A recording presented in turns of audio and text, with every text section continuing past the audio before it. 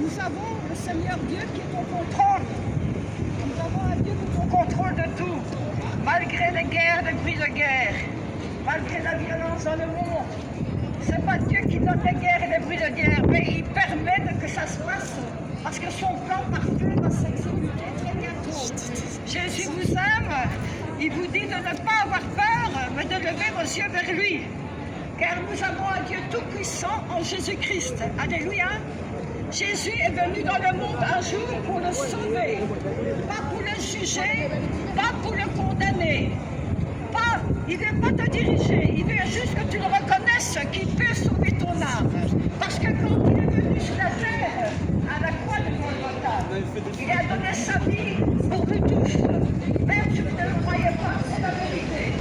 Jésus vous aime, il ne veut pas que vous restiez loin de lui, car en lui vous aurez la sécurité de votre âme.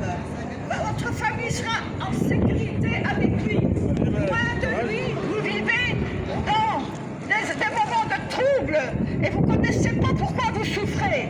Mais tout est écrit dans sa parole. Il est écrit, celui qui vient à moi ne mourra point, même s'il meurt. Nous avons une assurance que Jésus-Christ vous ressuscite au dernier jour. Quelle religion vous dit que vous serez ressuscité? Aucune. Mais il y a deux directions. Jésus vous dit qu'il y a deux directions. Il y a la direction du ciel et il y a la direction du jugement. Le jugement, c'est après votre mort. Maintenant, il ne vous juge pas. Il vous interpelle pour que vous puissiez avoir la connaissance pourquoi il est venu sur la terre un jour. Parce que le Messie est venu sur la terre des hommes pour sauver l'humanité. Il y a beaucoup de rebelles, il y a beaucoup de désobéissance sur cette terre. On se moque de Dieu, on se moque de son Fils.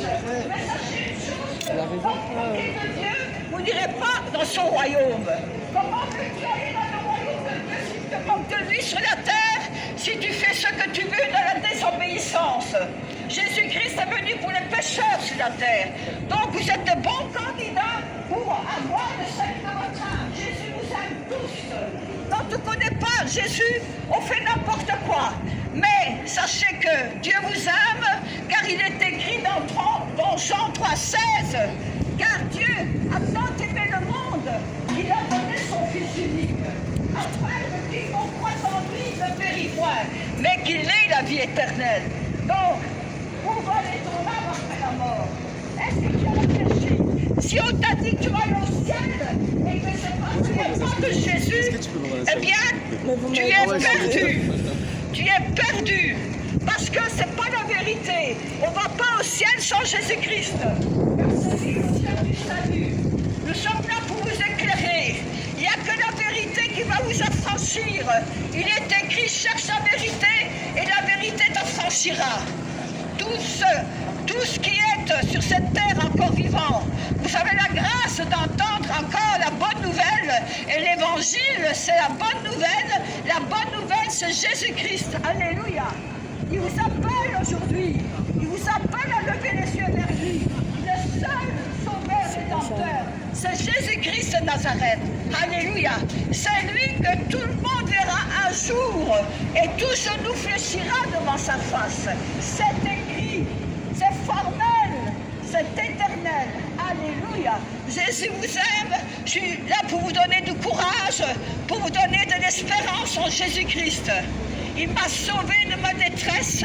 J'ai crié au secours à mon Seigneur. Il est venu me secourir là où je voulais mourir. Il m'a donné la vie pour la vie éternelle. Car je suis ses pas et il faut obéir à la parole de Dieu. Sans l'obéissance, il est écrit, nul ne verra la gloire de Dieu. Si tu marches à contrefaçon de sa parole, de la Bible, tu ne verras pas le ciel, ça veut dire.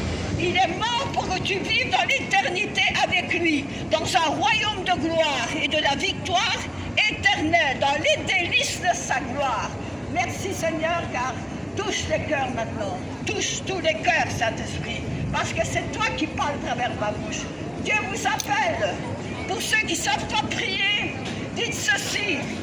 Seigneur, j'ai entendu ton appel. Seigneur, je lève les yeux vers toi. Je te dis merci pour ton sacrifice. Pardonne-moi tous mes péchés connus et inconnus. Lave-moi par ton sang. Écris mon nom là-haut dans le livre de la vie au ciel. Seigneur, conduis-moi. Merci Seigneur parce que tu le fais. Et quand vous avez fait cette prière, vous aurez l'assurance que Jésus-Christ vous a donné le nom écrit là-haut. Et aussi, il va marcher avec vous. Et vous allez obéir à sa parole parce que vous devenez une nouvelle créature en lui. Dieu vous aime, je vous aime. Si quelqu'un veut une prière, qu'il est malade, il s'approche, je vais prier, Dieu va te guérir à travers mes mains. Et aussi celui qui veut se convertir à Christ seul, il peut venir, nous allons prier ensemble. C'est un appel de Dieu, Jésus revient bientôt. Des grandes tribulations arrivent dans ce monde. Dans quelques mois, il y a des grandes tribulations, écoutez bien. C'est là où vous le verrez tous de vos yeux pour ceux qui seront en vie. Il va y avoir des tribulations terribles dans ce monde, mais celui qui vient à Jésus aura sa protection par le sceau du Saint-Esprit qui sera sur lui. Soyez tous bénis, venez à Jésus-Christ. Il est encore temps. Il est encore temps pour toi qui vis. Que Dieu vous bénisse. Alléluia. Amen. Amen, amen.